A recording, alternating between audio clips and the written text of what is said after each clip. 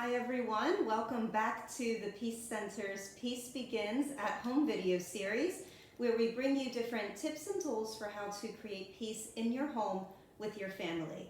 So if you've been watching, last week we taught you about how to do an emotional check-in with your family, and this week we're going to teach you about how you and your family can cope with some of those difficult emotions that tend to come up. My name is Kate Whitman, and I'm the Director of Educational Programming at the Peace Center. And I'm going to show you one of my favorite activities to do with kids as well as adults, and that's called the emotional cup. So I have my emotional cup right here, and you can imagine this as the place where our emotions go inside of us. By the way, you can do this exact activity with your kids at home just using a regular cup. On my cup, I have some emotions written like anxious, sad, frustrated, worried.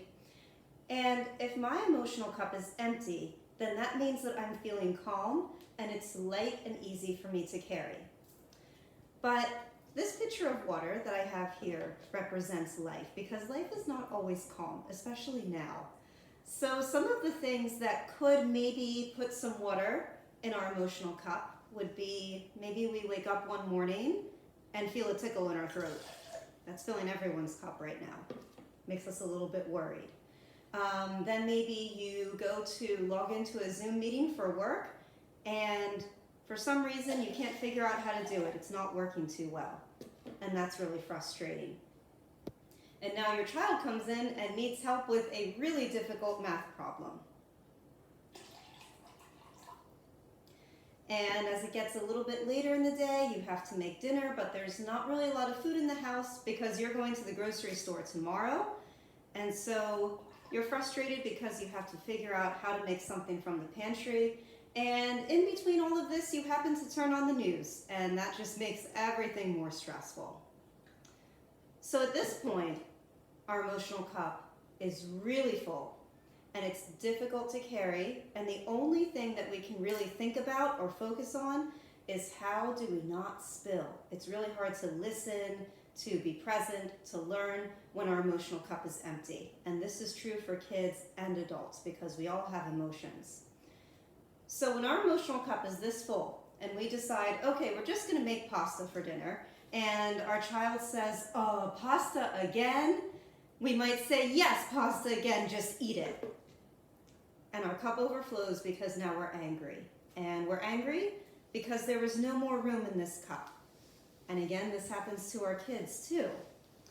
So what we ask kids to think about when we do this activity and when you do this with your family is, what are some things you can do when you sense this cup getting really full that will empty out those emotions and make you a little calmer? These can be things like taking a deep breath, going for a walk if you can, reading a book, talking about how you feel, doing an emotional check-in, and many, many more things, whatever makes you feel calm.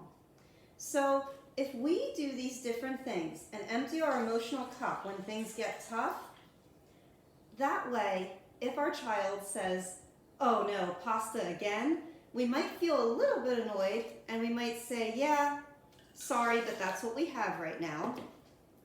So it's the same thing, but we can react totally differently because we have room in this cup. So give this activity a try with your kids and try using some of the language. So you can even say to your kids, are you having an empty emotional cup day or a full emotional cup day? And that'll clue you into how they're feeling. So this is a great tool that you can use just to be a little more familiar with how you and your child are feeling and how you can manage those emotions. And if you're finding these videos helpful, please do like them, share them with whoever you think could benefit from them, and maybe leave a comment and let us know how your tools are going. Thank you so much, and we will be back later this week with a new video.